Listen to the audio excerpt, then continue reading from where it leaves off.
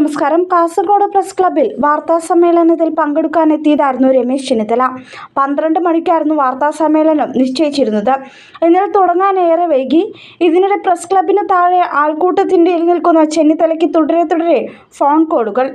Hindi, English, Malayalam എന്നിങ്ങനെ ഭാഷകൾ മാറി മാറിയായിരുന്നു സംസാരം.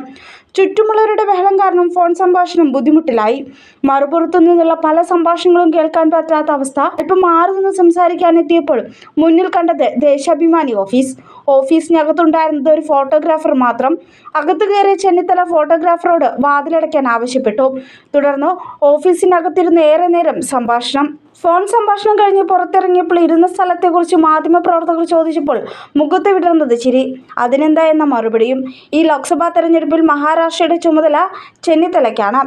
MLA-മാരായ NA Nellikunnu, MK Ashraf, UDF നേതാക്കളായ കല്ലട മാഹിൻ ഹാജി, K നീലകണ്ഠൻ, PK ഫൈസൽ തുടങ്ങിയവരും ചെന്നിത്തലയ്ക്കൊപ്പമുണ്ടായിരുന്നു.